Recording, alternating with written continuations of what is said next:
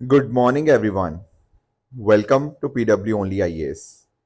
दोस्तों, बात करें अगर हम आज के द हिंदू फ्रंट पेज की, तो आप यहाँ पे नोटिस कर पाओगे कि टेररिज्म के रिगार्डिंग आपको न्यूज़ देखने को मिलेगी। दोस्तों, पिछले वीक्स में हमने नोटिस करने को मिला कि पाकिस्तान किस तरह से क्रॉस बॉर्डर टेररिज्म यहाँ पे कर रहा है। प्रधानमंत्री मोदी जी ने ये बोला है कि हमारी जो इंडियन आर्म फोर्सेज है ना, उनके ऊपर उनको पूरी तरह से विश्वास है। एंड हमारी जो आर्मी है, एयरफोर्स है, नेवी है, उनको पूरी तरह से फ्री हैंड दे दिया गया है कि वो टेरर का कैसे खात्मा करें। तो आर्म फोर्सेस के पास एक फ्री हैंड होगा। आराम से उनको जो सही लगता है टेररिज्म के अगेंस्ट एक स्ट्रॉन्ग रिस्पॉन्स देने के लिए उनके पास पूरी तरह से उनको छूट यहाँ पे दी गई है कि कैसे अटैक होगा, टारगेट, टाइमिंग, वो सब चीजें उनके पास कंप्लीट ऑपरेशनल फ्रीडम यहाँ पे दी जाएगी। और देखो, ये बात अपने आप में जरूरी है भी, क्योंकि आप नोटिस करोगे कि टेररिज्म, ऐसे कोई भी टेररिस्ट इंडिया में आके भारत के लोगों को मारेगा, ये बिल्कुल ही अनएक्सेप्टेबल है। इसके अगेंस्ट एक स्ट्रॉन्ग एक्शन लेना ही होगा, इसमें कोई डाउट की बात नहीं है। अब वो किस तरह से स्ट्रॉन्ग एक्शन लिया जाता है, that is something to be seen, but terrorism को किसी भी रूप के अंदर हम यहाँ पर पनपने नहीं दे सकते। It is completely wrong. And इस तरह के एक्शंस को स्ट्रांगली रिस्पॉन्ड करना ही होगा। इसके साथ ही साथ दोस्तों, सुप्रीम कोर्ट के अंदर मुद्दा था, वो था पेगासस के रिगार्डिंग। पेगासस आप जानते होंगे, एक इजरायली आपको सॉफ्टवेयर देखने को मिलता है जो कहीं ना कहीं आपको हेल्प करता है इन ऑर्डर टू इंश्योर कि आप किसी के ऊपर एक तरह से निगरानी रख पाए, एक तरह का स्पाईवेयर आप इसको कह सकते हो। अब पास्ट में ये न्यूज़ चलती आ रही थी कि सरकार इसका इस्तेमाल कर रही थी, कुछ एलिगेशंस थे कि सरकार ने बहुत सारे ऑपोजिशन के लीडर्स के रिगार्डिंग इसको इस्तेमाल किया। तो ये जो मुद्दा सुप्रीम कोर्ट में गया, तो सुप्रीम कोर्ट के जस्टिस ने यहाँ पे बोला कि पेगासस को इस्तेमाल करना गलत नहीं है, पर पेगासस को इस्तेमाल केवल और केवल नेशनल सिक्योरिटी के लिए किया जाना चाहिए, ना कि किसी ऑपोजिशन को टारगेट करने के लिए या जर्नलिस्ट को टारगेट करने के लिए। तो अगर नेशनल सिक्योरिटी के लिए उसको इस्तेमाल किया जाए तो इट इज ओके, ऐसा यहाँ पे सुप्रीम कोर्ट के जज का यहाँ पे कहना था। तो देश की, नेशन की सिक्योरिटी तो किसी भी हद में हम कॉम्प्रोमाइज कर ही नहीं सकते, तो उसमें इस्तेमाल करने में इसको कोई भी दिक्कत नहीं होनी चाहिए। दोस्तों, डेट है आज की 30 अप्रैल 2025 एंड आप सभी का स्वागत है आज के प्रीलिम बूस्टर न्यूज डिस्कशन में। स्टार्ट करने से पहले मैं आपको बता दूं कि अगर आपको इस सेशन की पीडीएफ चाहिए तो आप मेरे Telegram channel Rishabh Sharma sir PW यहाँ पे जाके इसकी पीडीएफ को डाउनलोड कर सकते हैं। स्टार्ट करते हैं अपने पहले टॉपिक के साथ, दैट इज पद्मा अवार्ड्स 2025। हमारी राष्ट्रपति जी के द्वारा यहाँ पर राष्ट्रपति भवन में जो सेरेमनी थी पद्मा अवार्ड्स की, वहां पर पद्मा अवार्ड्स को प्रेजेंट किया गया। अब आप लोग जानते ही होंगे, हमने ये टॉपिक वैसे पहले भी डिस्कस किया है, उस टाइम अनाउंसमेंट हुई थी, अब फाइनली इनको दिया गया है, इसलिए वापस न्यूज में आए हैं। आप लोग जानते होंगे कि सबसे जो बड़ा आपको हाईएस्ट सिविलियन ऑर्डर देखने को मिलता है, दैट इज भारत रत्न। भारत रत्न के बाद जो 3 कैटेगरीज हमें देखने को मिलती है, उसमें आएगा पद्म विभूषण, पद्म भूषण एंड आपका पद्मश्री। ये जो आपके अवार्ड्स दिए जाते हैं, जैसे किसी ने एक्सेप्शनल एंड डिस्टिंग्विश सर्विस करी हो, या फिर आपने डिस्टिंग्विश सर्विस दी ऑफ हायर ऑर्डर एंड कोई और distinguish service in any field करी हो, तो उसमें पद्म विभूषण, पद्म भूषण, पद्मश्री अवार्ड्स यहाँ पे सम्मानित किए जाते हैं। अब आपको ध्यान में ये रखना है कि सबसे पहली बार ये जो आपके अवार्ड्स थे वो 1954 के अंदर इंस्टीट्यूट करे गए थे। एंड कोई कंट्रीब्यूशन अच्छा करता है तो उसको इस अवार्ड से नवाजा जाता है। 1954 में तो ये स्टार्ट हुए, पर हर साल 26 जनवरी को यहाँ पर इन अवार्ड्स को अनाउंस किया जाता है, यानी कि रिपब्लिक डे के मौके के ऊपर। वैसे तो दोस्तों ये हर साल दिए जाते हैं, पर आप यहाँ पे नोटिस कर सकते हो कि बीच में कुछ टाइम ऐसा था जब इनको सस्पेंड किया गया। जैसे 1978-79 के समय के ऊपर इनको सस्पेंड किया गया था। क्यों? क्योंकि दोस्तों उस समय जो प्रधानमंत्री थे ना, मोरारजी देसाई, उनको यहाँ पर ये अवार्ड सही नहीं लगे, तो उनके टाइम के ऊपर इनको यहाँ पे सस्पेंड किया गया था। फिर बाद में 1993 से लेकर 1997 के समय 2 पीआईएल चल रही थी हाई कोर्ट के अंदर, तो उस समय भी इनको कुछ टाइम के लिए सस्पेंड रखा गया था। अदरवाइज आप नोटिस कर पाओगे कि बाकी टाइम ये यहाँ पर कंटिन्यूसली चल ही रहे हैं। इसके साथ ही साथ अलग अलग सेक्टर जैसे art, literature, education, science, engineering, sports, social work, public affairs, medicine, trade, industry, civil service, इन सब कामों में अगर आपने अच्छा काम किया है तो आपको पद्म अवार्ड से नवाजा जा सकता है। और सभी इंडिविजुअल्स को यहाँ पे मिल सकता है, irrespective of their occupation, position, race और जेंडर। अब कुछ बातें आपको ध्यान में रखनी है, जैसे फॉर एग्जांपल जो गवर्नमेंट सर्वेंट्स होते हैं वो यहाँ पर एलिजिबल नहीं है। हालांकि अगर मान लीजिए कोई डॉक्टर है या कोई साइंटिस्ट है जो पीएसयू के लिए काम कर रहा है, उसको यहाँ पर ये अवार्ड से सम्माना जा सकता है। इसके अलावा यहाँ पर एक ना कमेटी बनती है, पद्मा अवार्ड्स कमेटी। इसको बनाया जाता है प्रधानमंत्री जी के द्वारा, पर इसमें जो हेड करते हैं इस कमेटी को वो होते हैं हमारे कैबिनेट सेक्रेटरी, एंड उनके साथ ही साथ home secretary, secretary to the president, और 4 से 6 एमिनेंट पर्सन इसके आपको मेंबर देखने को मिल जाते हैं। ये मिलकर डिसाइड करते हैं कि किसको ये अवार्ड मिलना चाहिए। पर जो नॉमिनेशंस हैं वो कोई भी इंसान अपने आप को खुद को भी नॉमिनेट कर सकता है या फिर कोई दूसरा इंसान भी नॉमिनेट कर सकता है। नॉमिनेशन तो देखो कोई इंडियन सिटीजन से ही होती है, बट आप इस बात को अंडरस्टैंड करना, यहाँ पर ना जो फाइनल लिस्ट होगा उसमें कोई ऐसा पर्सन भी हो सकता है जो इंडिया से बिलोंग नहीं करता। तो यानी कि ना कोई ऐसा पर्सन लेट से जो फॉरेन से है, ठीक है, एनआरआई है, ओसीआई है, इनको भी यहाँ पे अवार्ड ही मिल सकता है। एंड इनफैक्ट अगर किसी इंसान की डेथ हो चुकी है तो उसको भी ये अवार्ड यहाँ पे मिल सकता है। बट इंपॉर्टेंट बात है कि टोटल मैक्सिमम अवार्ड 120 से ज्यादा नहीं होने चाहिए, excluding posthumous foreign NRI and OCI, यानी कि इनको हटाने के बाद जो नंबर होना चाहिए एक साल के अंदर वो 120 से ज्यादा नहीं होना चाहिए। अगर मान लीजिए किसी इंसान को मान लो पद्म भूषण या लेट से पद्मश्री मिल गया, ठीक है, पद्मश्री मिल चुका है, तो अगली बार क्या उसको पद्म भूषण से नवाजा जा सकता है? आंसर इज यस, पर कम से कम 5 साल का गैप तो होना ही होना चाहिए। हालांकि इसमें भी कुछ एक्सेप्शंस हैं, अगर किसी केस में लगता है एक्सेप्शनल केस के अंदर कि कम समय के बाद भी उनको अगला जो पद्म अवार्ड है वो दिया जाना चाहिए, तो वो भी दिया जा सकता है, पर नॉर्मली 5 साल का यहाँ पे गैप रखा जाता है। इसके साथ ही साथ ये जो पद्म अवार्ड्स होते हैं इनको टाइटल की तरह यहाँ पे नहीं आप इस्तेमाल कर सकते, they should not be used as a prefix और suffix to the awardees name. तो ये कुछ बातें थी पद्मा अवार्ड्स के रिगार्डिंग जो आपको यहाँ पर पता होनी चाहिए, राइट। अगले टॉपिक पे दोस्तों आते हैं, that is India's military expenditure in 2024। दोस्तों आप सब लोगों ने ना सिप्री का नाम सुना होगा, Stockholm International Peace Research Institute. दरअसल में सिप्री बहुत सारी इंपॉर्टेंट इंपॉर्टेंट रिपोर्ट्स आपके सामने निकालता है। जैसे फॉर एग्जांपल आप लोगों ने सिप्री की जो आर्म्स इंपोर्ट के रिगार्डिंग जो रिपोर्ट आती है वो भी आपने सुनी होगी। उसी तरह से यहाँ पर इन्होंने एक रिपोर्ट निकाली है मिलिट्री एक्सपेंडिचर के ऊपर कि कौन सी कंट्री कितना खर्चा करती है मिलिट्री एक्सपेंडिचर के रॉब के अंदर। अब इसमें आप नोटिस कर पाओगे कि दुनिया में सबसे ज्यादा खर्चा किया जाता है by USA, followed by China, followed by Russia, चौथे पे जर्मनी, एंड पांचवें पे आपको भारत देखने को मिल जाएगा। और ये जो 5 देश है ना ये मिलकर लगभग 60% खर्चा करते हैं of the total global military spending. And आप अंडरस्टैंड कर पाओगे 2024 के अंदर हमने टोटल खर्चा किया मिलिट्री स्पेंडिंग के ऊपर 86 बिलियन डॉलर का, पिछले साल के मुकाबले 1.6% का इंक्रीज है। हालांकि 10 साल पहले के डेटा से कंपैरिजन करें ना तो 42% की बढ़ोतरी हमें यहाँ पे हमारी मिलिट्री स्पेंडिंग के अंदर देखने को मिलती है। दोस्तों पाकिस्तान की बात करें ना, पाकिस्तान का मिलिट्री बजट लगभग एक्सपेंडिचर 10 बिलियन डॉलर है, तो यानी कि ना हमारा 8 से 9 गुना हमारा खर्चा ज्यादा है मिलिट्री एक्सपेंडिचर इंडिया का एज कंपेयर टू पाकिस्तान। बाकी चाइना का मैंने आपको बताया ही था, दुनिया में यूएसए के बाद सेकंड मोस्ट जो खर्चा किया जाता है ऑन मिलिट्री वो आपका चाइना ही करता है, एंड उसका खर्चा भी 7% यहाँ पे इंक्रीज हुआ है। तो सिप्री जो है Stockholm International Peace Research Institute, उसने यहाँ पर ये रिपोर्ट निकाली है। ये स्टॉकहोम बेस्ड आपको एक थिंक टैंक देखने को मिल जाएगा जिसको एस्टेब्लिश किया गया था 1966 के अंदर, एंड डेफिनेटली आर्म्स कंट्रोल के ऊपर, आर्मामेंट, कॉन्फ्लिक्ट, डिसआर्मामेंट, इन सब चीजों के ऊपर यहाँ पर ये रिसर्च करता है एंड फिर प्रॉपर यहाँ पे डेटा हमारे सामने रखता है। तो ये बात होगी मिलिट्री एक्सपेंडिचर की। नेक्स्ट आते हैं अगले टॉपिक के ऊपर, सीएसआर स्पेंडिंग का थोड़ा सा डेटा देख लेते हैं। आप लोग जानते होंगे सीएसआर के बारे में। सीएसआर का मतलब होता है आपका corporate social responsibility. I am sure आप लोगों ने एथिक्स के अंदर इसको पढ़ा होगा। आप लोगों ने इनफैक्ट एथिक्स के अंदर एक कॉन्सेप्ट पढ़ा होगा आपके ट्रिपल बॉटम लाइन का। जब मैं बात करता हूँ ट्रिपल बॉटम लाइन, इसका मीनिंग पता क्या होता है कि एक कंपनी को सिर्फ एक प्रॉफिट के बारे में नहीं सोचना, उसको कहीं ना कहीं लोगों के बारे में सोचना है यानी कि पीपल, उसको प्लेनेट के बारे में सोचना है, उसको प्रॉस्पेरिटी यानी कि सुख एंड समृद्धि के बारे में भी सोचना है। ठीक है, तो यानी कि ना हम यहाँ पर सोशल वेलबींग की बात करते हैं, हम इन्वायरमेंट हेल्थ की बात करते हैं, एंड एक अच्छी ओवरऑल इकोनॉमी की यहाँ पे हम बात करते हैं।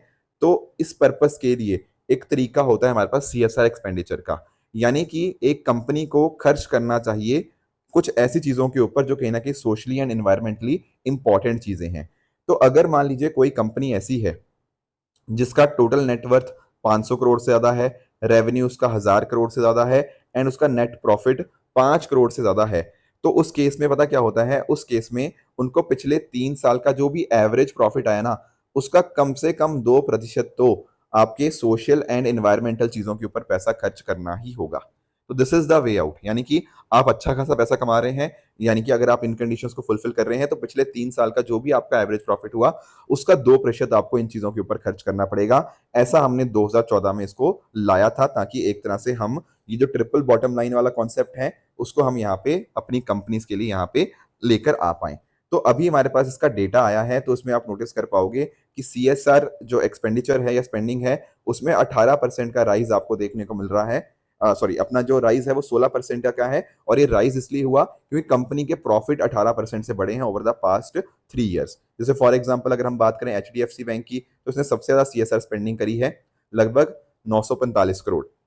उसी तरह से अगर मैं बात करूं रिलायंस इंडस्ट्रीज की, 900 करोड़, एंड बाकी सारी लिस्ट भी आप इस तरह से नोटिस कर पाओगे। तो पिछले साल के मुकाबले में सीएसआर का खर्चा इंक्रीज हुआ है। तो आई होप आपको सीएसआर के बारे में चीजें पता लग गई होंगी। अगले टॉपिक पे आते हैं दोस्तों, और जीरो शेडो डे को एक बार अंडरस्टैंड करने की कोशिश करते हैं। दोस्तों आप सब लोगों ने ना धरती के बारे में आप सब लोग अपने ज्योग्राफी क्लासेस में पढ़ते ही होंगे।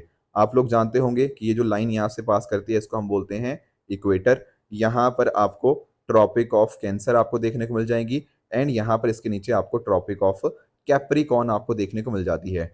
दोस्तों जब हम बात करते हैं ना सूरज के मूवमेंट की, तो आप लोग जानते होंगे जो सूरज है ना वो ट्रॉपिक्स के बीच में मूव करता रहता है।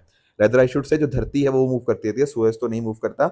बट जो सूरज ट्रॉपिक्स के बीच में सामने होता है धरती के, बिल्कुल राइट। एंड आप सब लोगों को डेट्स भी पता होगी, जैसे फॉर एग्जांपल जब हम बात करते हैं आपके अलग अलग, जैसे समर सॉल्स्टिस हो गया, विंटर सॉल्स्टिस हो गया, उनकी हम लोग डिस्कशन करते हैं, तो उस समय वो आपको ट्रॉपिक्स के ऊपर देखने को मिल जाता है। बाकी इक्वेटर के ऊपर भी आप इक्विनॉक्स आप कंडीशन को विटनेस करते हो। अब एक बार जब मैंने बोला कि जब सूरज इनके बीच में ही रहेगा, इन पोजीशंस के बीच में, ट्रॉपिक्स के बीच में ही, तो डेफिनेटली एक टाइम ऐसा भी आएगा जब सूरज आपके बिल्कुल सर के ऊपर होगा। लेट अस से आप यहाँ पर हो ना, तो सूरज आपके बिल्कुल मान लो सर के ऊपर है। तो उस केस में क्या होगा सर, उस केस में कोई भी शेडो नहीं बनेगी। जैसे ये देखो ना, ये बच्चे खड़े हुए हैं, इन बच्चों के बिल्कुल सर के ऊपर सूरज है, तो इनकी देखो शेडो ही नहीं बन रही है ना। शेडो कब बनती है, जब सूरज हमारे पीछे हो, सूरज हमारे आगे हो, तो कहीं ना कहीं अकॉर्डिंगली सूरज की शेडो बनती है। पर बिल्कुल अगर सर पे होगा तो वहां पर सर उस केस में कोई भी शेडो नहीं बनती।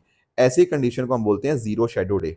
तो जीरो शेडो डे, पहली बात तो आपको ध्यान में रखना है, ट्रॉपिक्स के बीच में जो लोकेशन होती है ना, उन्हीं लोकेशंस के बीच में हमें देखने को मिलता है। अब इंडिया में अगर हम बात करें, तो ये जो भी आपकी इक्वेटर और 23.5 डिग्री यानी कि ट्रॉपिक ऑफ कैंसर के बीच में जो सिटी आती है ना, वहां पर आपको देखने को मिल जाता है। जैसे फॉर एग्जांपल आपका बेंगलुरु हो गया, चेन्नई हो गया, मैंगलुरु हो गया। यहाँ पर क्या होता है, साल के कुछ ना कुछ हिस्से के ऊपर आपको डायरेक्ट सनलाइट होगी होगी, एंड उस समय उनको जीरो शेडो डे देखने को मिल जाएगा। अब ऐसा ही एक जीरो शेडो डे यहाँ पर ऑब्जर्व किया गया at the cosmology education and research training centre Mysore में। ठीक है, ये बहुत ही स्पेशल दिन होता है जब सूरज बिल्कुल सर के ऊपर होता है, एंड उस केस में बिल्कुल भी शेडो यहाँ पे नहीं बनती, इसको बोलते हैं जीरो शेडो डे। अब पॉइंट ये आएगा, सर इसकी कुछ इंपॉर्टेंस भी है क्या? हाँ जी बिल्कुल, ये कहीं ना कहीं हमें धरती के एक्चुअल टिल्ट के बारे में बताता है, एंड किस तरह से वो सन के अराउंड ऑर्बिट करता है, उसके बारे में हमें एक अच्छा आइडिया यहाँ पे मिलता रहता है। सिमिलरली अगर हम बात करें, यहाँ पर साइंस एजुकेशन को एनहेंस करने में हमें मदद मिलती है, एंड लोगों के अंदर एक तरह की अवेयरनेस भी जनरेट होती है अलग अलग आपके एस्ट्रोनॉमिकल चीजों के रिगार्डिंग। तो ये बात होगी हमारी जीरो शेडो डे के रिगार्डिंग। अगला टॉपिक दोस्तों हमारे सामने है, वो है ज्ञान पोस्ट के रिगार्डिंग। अब इसका क्या मतलब, दोस्तों नेशनल एजुकेशन पॉलिसी आप सब लोगों ने पढ़ी हुई है ना। हमने इनफैक्ट के कस्तूरी रंगन जी के बारे में भी डिस्कशन किया था पिछले कुछ दिनों में। न्यू एजुकेशन पॉलिसी का एक पर्पस ये है कि हम शिक्षा हर बच्चे तक, हर किसी तक हम यहाँ पे पहुंचाने की कोशिश करें। बिल्कुल। अब उसी के अंतर्गत ना एक चीज पता क्या पॉइंट होती है, वो होती है बुक्स, किताबें। किताबें बच्चों तक पहुंचनी चाहिए, है ना। एंड इनफैक्ट जैसे आप लोग भी क्या करते हो ना, आप लोग भी अलग अलग बुक्स मंगाते हो, मैंने देखा है। कोई बच्चा बिहार से है, कोई बच्चा कहीं गांव से है, कहीं से भी है, वो कई बार ना यहाँ दिल्ली से या बाकी जगह से कई बार वो पोस्ट के माध्यम से बुक्स मंगाते हैं कि सर मुझे लक्ष्मीकांत चाहिए, मुझे इसके नोट्स चाहिए, मुझे उसके ये कोचिंग इंस्टीट्यूट की टेस्ट सीरीज चाहिए। मुझे पता है आप लोग भी ये सब मंगाते रहते हो, दैट इज देयर। तो उस केस में ना कई बार पता क्या होता है, जब हम पोस्ट से वो चीज मंगाते हैं तो बड़ा खर्चा पड़ जाता है। तो सरकार ने बोला कोई दिक्कत नहीं है, यहाँ पर हम पता क्या करेंगे, बहुत ही कम दाम के अंदर आपके घर तक किताबें पहुंच पाए। यानी कि जो पोस्टल खर्चा है, देखो ये मत समझना कि बुक सस्ती हो गई हैं, बुक्स तो उतनी की रहेंगी भाई, बुक सस्ती नहीं हुई हैं, पर पोस्ट से मंगाने का जो खर्चा आता था वो अब आपको कम पड़ेगा। तो सरकार ने ऐसा बोला है कि अगर मान लो 300 ग्राम तक की कोई आप किताबें कुछ ऐसा मंगा रहे हो, कुछ पैकेट मंगा रहे हो जिसमें किताबें हैं, तो सिर्फ और सिर्फ 20 रुपए आपको देने हैं। ठीक है, तो घर तक आपकी किताबें बहुत ही कम दाम के अंदर पहुंच जाएंगी।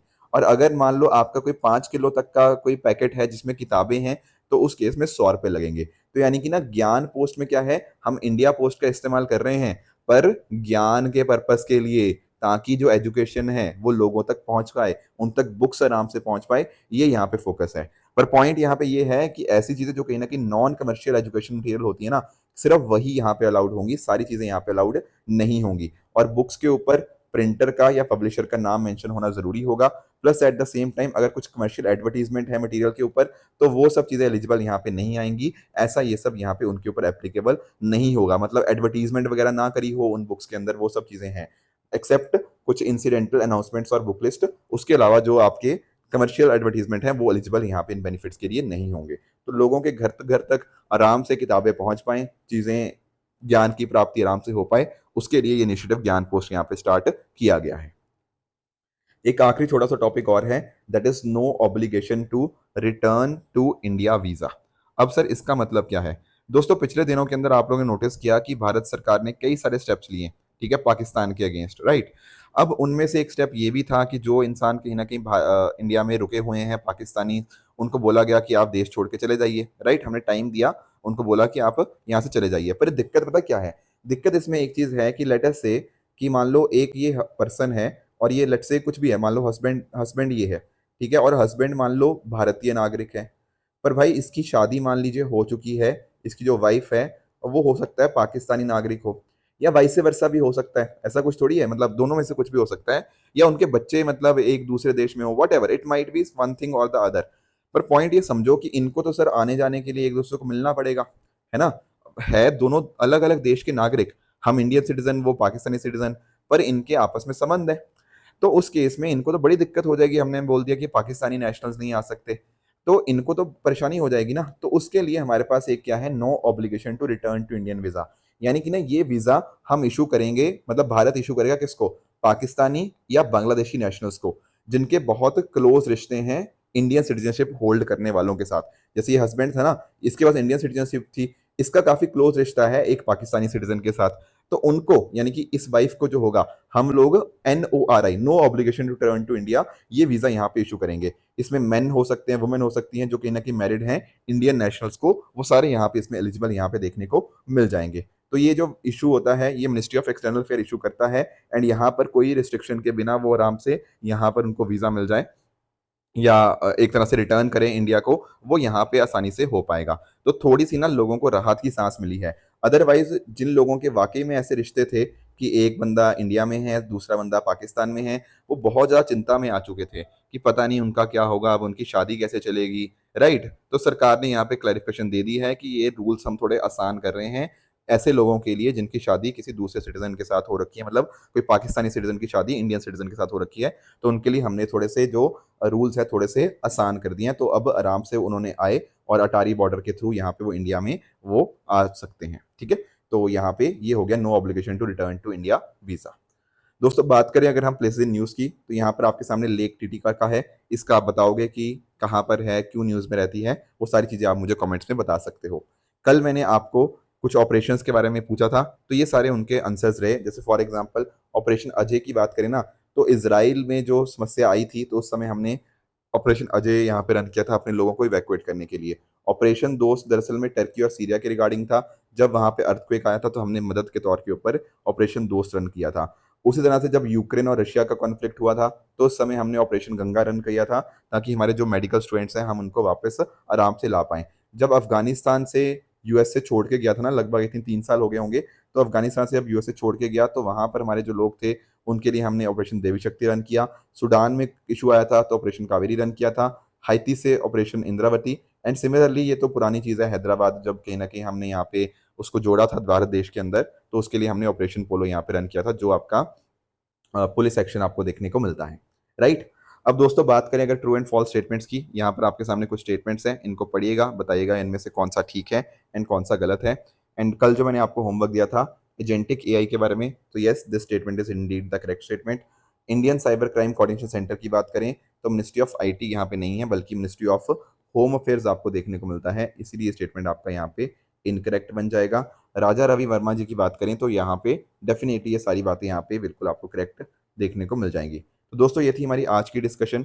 इसी तरह से आप सब लोग अपने एंड पे हार्ड वर्क करते रहिए। Thank you so much for joining. All the very best.